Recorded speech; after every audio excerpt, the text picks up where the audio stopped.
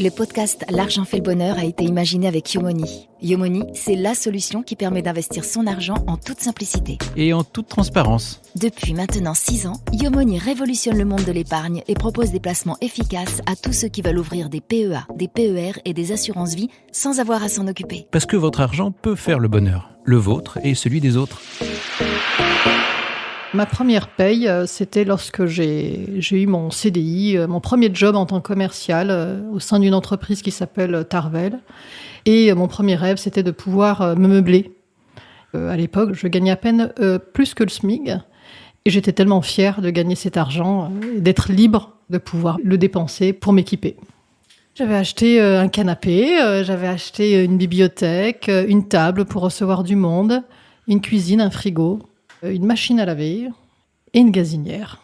Pouvoir être indépendante financièrement, eh bien, c'est le début de la liberté. L'argent. L'argent.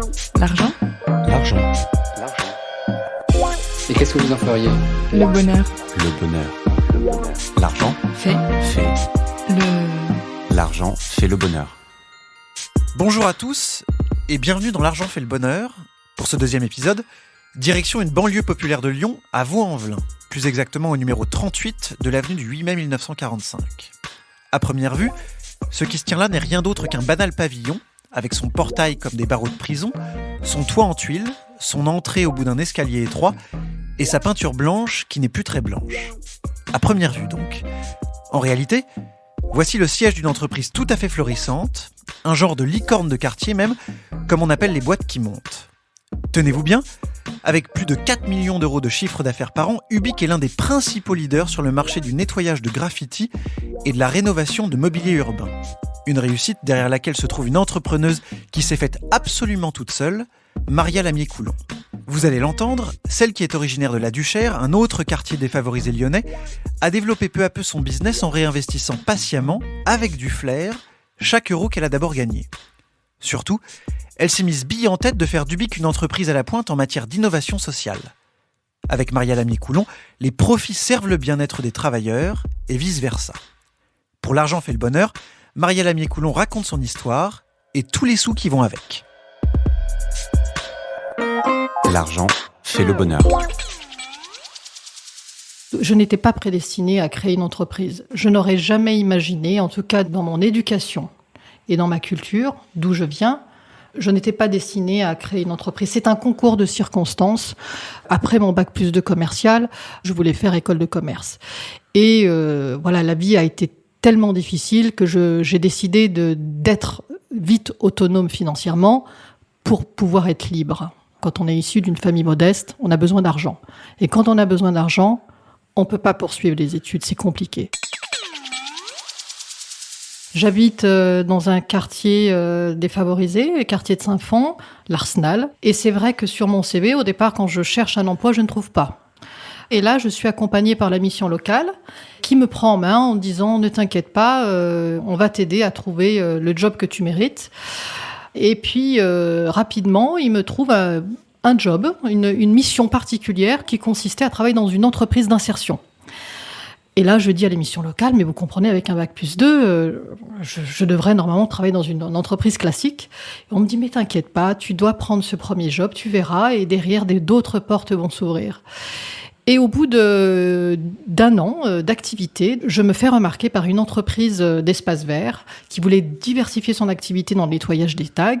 Pour une jeune comme moi qui résidait dans les quartiers, eh bien, ça a été un levier pour pouvoir obtenir mon premier job, un vrai job, un CDI dans une entreprise privée. Et c'est comme ça qu'à 23 ans, je rentre en tant que commercial dans cette entreprise, une belle entreprise, très engagée, on va dire, en termes de RSE à l'époque. Et puis, au bout de 2 ans, cette société s'est dit, finalement, le nettoyage des graffitis. Donc, j'ai démarché. Donc, cette entreprise a décidé de se diversifier en se disant, tiens, les espaces verts, quand on a des périodes d'intempéries, on ne travaille pas et on va diversifier avec cette activité.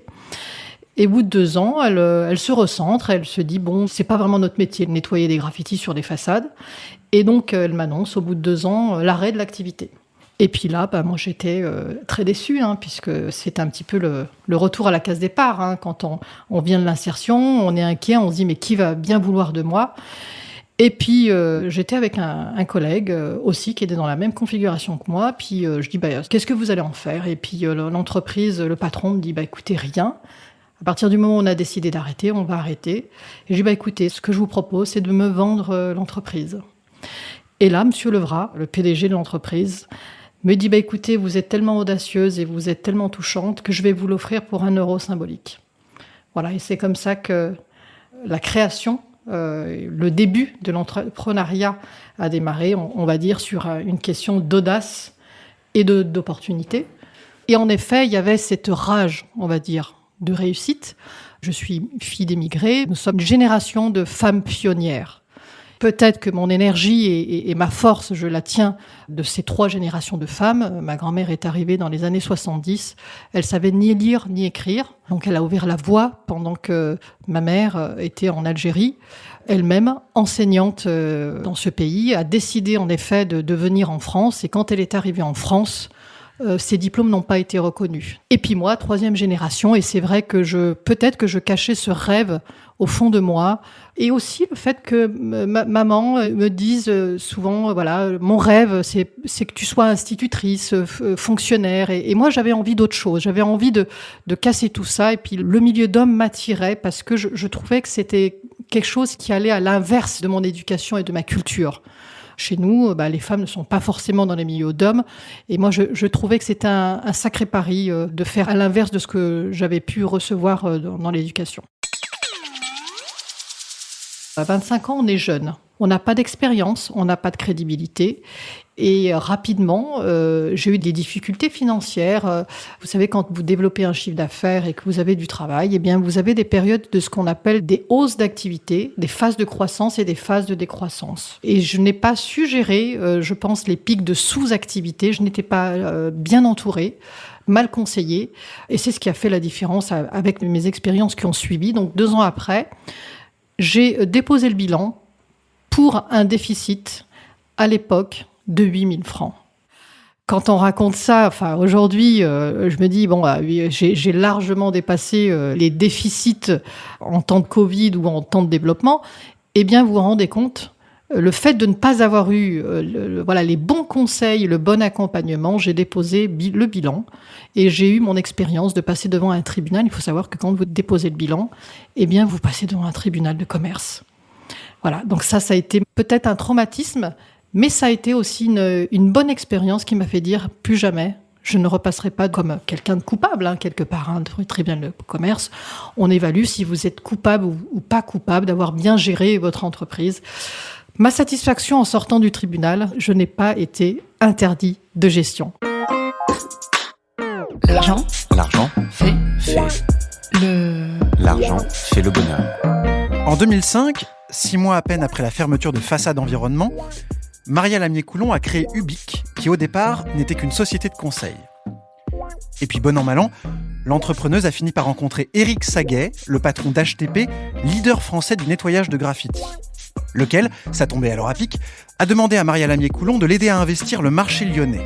Voilà alors comment cette dernière a fini par créer HTP Centre-Est, qu'elle a placé sous la bannière d'Ubique. Son succès dans le nettoyage du graffiti est parti de là.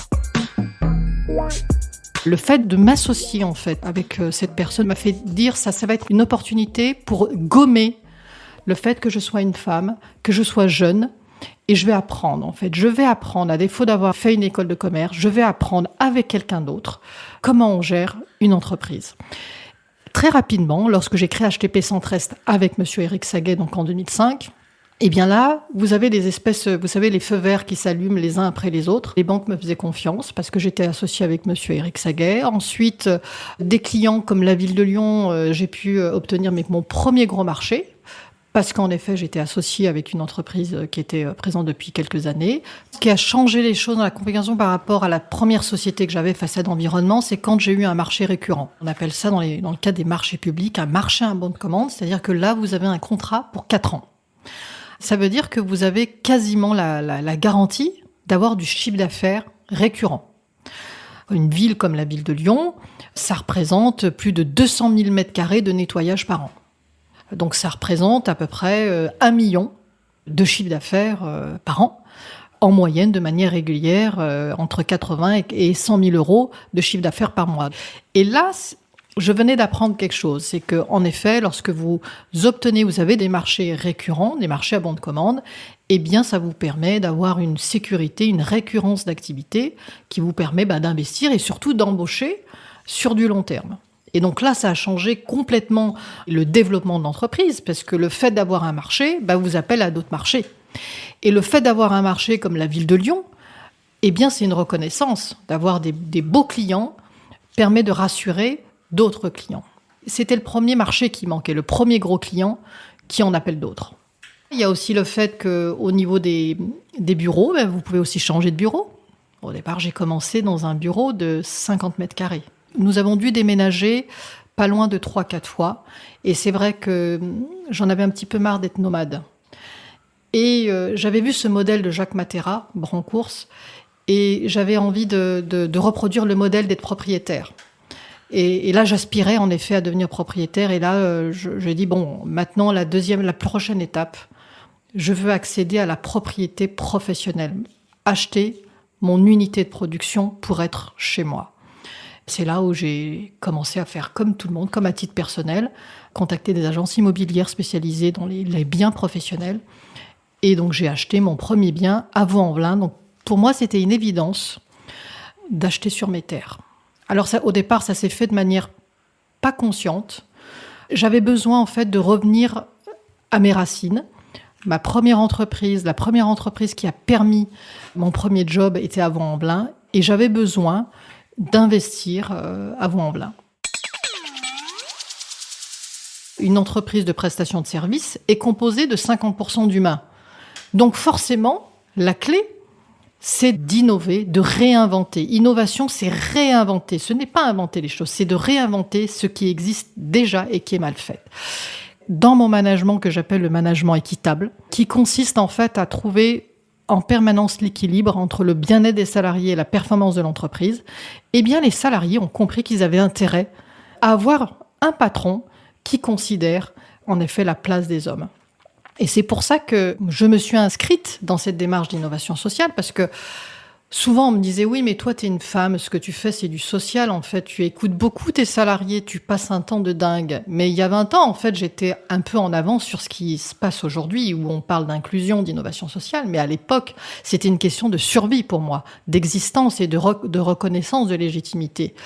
Et le fait de m'être inscrit à l'époque dans cette approche managériale a fait que j'ai fidélisé mes salariés. J'ai pu être une entreprise attractive quand on sait que dans le métier du bâtiment, les gens, c'est difficile de les attirer parce qu'on a la pénibilité et qu'on a les problèmes de salaire. Eh bien, à partir du moment où moi, j'intégrais dans les équipes et dans le management les sujets comme la parentalité, comme la mixité, le bien-être, l'ergonomie, la question des déplacements, eh bien, tout ça a fait que les salariés ne sont pas partis, donc j'ai diminué le turnover, et comme on a diminué le turnover, eh bien tout cela rentre dans l'innovation sociale. Quand vous avez des déplacements de chantier, eh bien on n'impose pas aux salariés, c'est-à-dire que les déplacements, on fait appel aux volontaires, pareil pour les heures supplémentaires, pareil pour le travail du samedi, et on s'aperçoit que naturellement, vous avez des gens qui ont besoin de travailler plus, et le fait d'initier en effet le volontariat, eh bien permet de diminuer le stress au travail. Dans le bâtiment, vous avez beaucoup de gens qui sont issus de l'immigration, qui ne maîtrisent pas forcément la langue française. La solution qu'on a trouvée, innovante, socialement, c'est de faire ces mix interculturels. C'est-à-dire que dans les équipes, on va mettre des personnes qui maîtrisent la langue française. On va mixer volontairement pour que, quand on se trouve devant un client ou sur un chantier, que le client, d'une part, comprenne les équipes, mais surtout que la personne qui maîtrise pas bien la langue française progresse. Alors aussi, on va rajouter à cela, pour éviter que la personne qui ne maîtrise pas la langue française ne se retrouve pas en situation d'infériorité, souvent, la personne qui ne maîtrise pas la langue française a une compétence spécifique qui va venir compléter à la personne qui va amener le soutien à la langue française. On va mixer une personne qui ne maîtrise pas la langue française avec une personne qui est en cours de formation. Donc, ce qui est intéressant, c'est que vous avez un enrichissement qui est réciproque. Un transmet la langue et l'autre transmet la compétence et le savoir-faire. On est aussi dans la recherche permanente de l'innovation sociale. On s'est dit, comment rendre attractifs nos métiers quand aujourd'hui, on a des salaires qui ne sont pas non plus dans le bâtiment des plus élevés.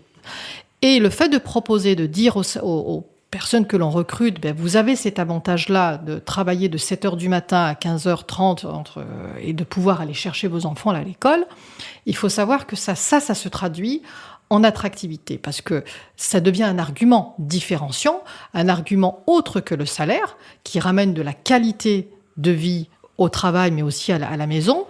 Et ce qui se passe en apportant cet aménagement, c'est que vous avez des femmes, des épouses, qui peuvent reprendre une activité.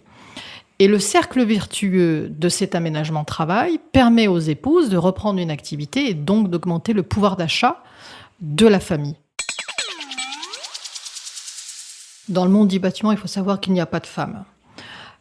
Donc la première action, c'est de pouvoir intégrer des femmes sur les chantiers et plus globalement dans l'entreprise.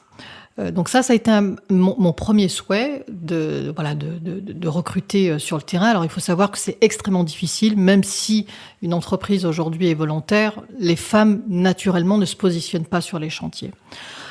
Alors comme j'ai eu du mal à trouver des femmes sur chantier, j'ai décidé de créer un poste de manager, chef de chantier, pour intégrer une femme. Et là, à ma grande surprise, j'ai une secrétaire qui lève le doigt et qui me dit voyez Maria, je sais que vous allez vous chercher un chef d'équipe. Et moi je rêve au fond de moi-même de devenir un chef d'équipe. Et bien là, ça a été ce qu'on appelle une innovation sociale, de dire pourquoi pas. Dans son parcours, c'est vrai qu'elle connaissait très bien l'entreprise, elle connaissait très bien les salariés puisqu'elle les avait au quotidien. Et donc on l'a accompagnée et on l'a formée, ce qu'on appelle monter en compétences. Et pendant 2 ans, et ce qui lui a permis de pouvoir suivre l'activité, de suivre les compagnons de nettoyage de TAC. Donc ça, c'est une innovation sociale, dans le sens où on s'est aperçu que le fait que les salariés, les ouvriers aient une femme, on a diminué ce qu'on appelle les rapports de force. Vous savez, quand vous avez un chef homme avec des hommes, vous n'avez pas le même rapport que si vous avez une femme avec des hommes. Ça s'est traduit comment ? C'est que le rapport n'étant pas le même, on a un rapport de dialogue peut-être plus naturel, social, entre une femme et un homme. Et là, on a pu observer et constater que les absences, des fois, parce que on a un coup de gueule avec son chef, on vient pas le lundi, tout ça s'est arrêté. Donc ça, c'est ce qu'on appelle des actions innovantes, socialement, qui ne coûtent pas grand-chose, mais qui permettent en effet de se traduire en performance. L'argent fait l'argent fait le bonheur. La croissance d'HTP et d'Ubique a été rapide, très rapide même. Plusieurs marchés et plusieurs contrats sont arrivés successivement sur la table de Maria Lamier-Coulon. L'entreprise s'est mise à faire du profit. Qu'est-ce que cet argent a alors changé pour Ubique et plus personnellement aussi pour sa patronne ? J'avais toujours cette angoisse du dépôt de bilan. Il faut savoir que quand vous êtes marqué quand même au fer rouge. Donc moi, j'avais suivi les conseils de toujours réinvestir. Réinvestir, ne pas prendre l'argent. Comme les dividendes remontaient sur ma holding Ubique, j'ai capitalisé, j'ai fait la fourmi. J'ai fait la fourmi pendant des années. Et en fait, l'argent que je gagnais était toujours réinvesti dans d'autres sociétés. C'est pour ça que j'ai eu d'autres sociétés qui n'étaient pas forcément en lien avec mon premier associé. Moi, j'ai décidé en fait de faire des petits avec mes petits. Et c'est comme ça que je suis arrivée en effet d'une société Ubique qui générait la première année 100 000 euros à aujourd'hui un groupe qui réalise 4 millions d'euros. Ce qui a été vertigineux pour moi, c'est les premiers distributions de dividendes. Ça, c'est quelque chose que je ne connaissais pas. C'est-à-dire qu'à la fin de l'année, si vous dégagez du bénéfice, vous décidez avec un associé de libérer de l'argent. Et là, ça a été, ça a été le Graal, de me dire, mais oui, on peut avoir beaucoup d'argent d'un coup. Si j'avais 100 millions d'euros, mais ça c'est une bonne question. En fait, la question c'est est-ce que j'ai envie d'avoir 100 millions d'euros? En fait, ça me fait peur d'un coup, ces 100 millions d'euros. En fait, vous me posez une très bonne question parce que je me dis aujourd'hui, est-ce que le bonheur d'un chef d'entreprise, c'est d'avoir 100 millions d'euros? Et je pense que aujourd'hui, je me pose plus la question de me dire, mais en fin de compte, Marie, est-ce que tu n'es pas heureuse à ne pas avoir 100 millions d'euros? Parce qu'il y a une vraie notion aujourd'hui dont je n'avais pas conscience quand j'étais pauvre, c'est le temps. Qui dit entrepreneuriat dit aussi sacrifice. Et souvent dans les sacrifices de l'entrepreneuriat, c'est la famille. Les enfants, on passe à côté de quelque chose. Et le Covid m'a fait prendre conscience de ce temps. De ce temps que je n'ai pas forcément eu pour ma famille et mes enfants. Donc je reverrai ma copie en disant que ce que j'ai aujourd'hui est tellement beau et tellement grand que je ne pense pas rêver d'avoir 100 millions d'euros. On se dit, est-ce qu'un jour on aura autant d'argent et on a tellement peur d'avoir tout l'argent du monde parce que vous savez finalement ce qui fait rêver dans la vie, c'est de ne pas avoir suffisamment d'argent, mais d'avoir ce qu'il faut pour continuer de rêver. Donc pardonnez-moi, mais je ne voudrais pas faire partie de ces gens qui n'ont pas qui ont cette problématique d'avoir autant d'argent. Si j'avais beaucoup d'argent, je le consacrerais en effet à l'économie sociale et solidaire. Je le consacrerais à la cause des quartiers, qui m'est chère, puisque c'est ce qui m'a nourri, c'est dans mon ADN. En effet, je donnerais confiance à des gens qui n'ont rien et qui ont des rêves à les accomplir, en tout cas sur le volet de l'entrepreneuriat. Je consacrerais du temps aussi à la cause de l'illettrisme. Donc ça, c'est un sujet qui m'est cher, d'aider les gens en arrivant dans notre pays à être mieux intégrés. Ça, c'est une clé de réussite dans l'égalité des chances. L'argent fait l'argent fait le bonheur. Comme son introduction, le tout dernier sujet de ce podcast est un gimmick. Pour finir, voilà ce que Maria Lamier-Coulon nous dit de sa dernière dépense. Les derniers euros que j'ai dépensés, je me suis acheté la paire de baskets que j'ai au pied. Voilà, mes Baron Papillon, que j'ai acheté à Versailles. C'est un petit plaisir que je me suis fait. Qui est une paire de chaussures Made in France, donc qui fait partie aussi de mes valeurs, Made in France.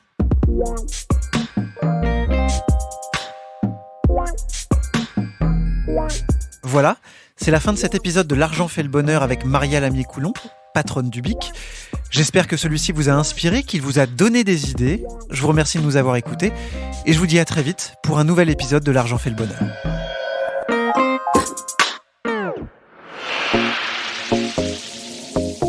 Vous venez d'écouter un nouvel épisode de L'argent fait le bonheur, un podcast imaginé avec Yomoni, la solution qui permet d'investir son argent en toute simplicité. Pour en savoir plus sur Yomoni et leurs solutions, rendez-vous directement sur leur site yomoni.fr.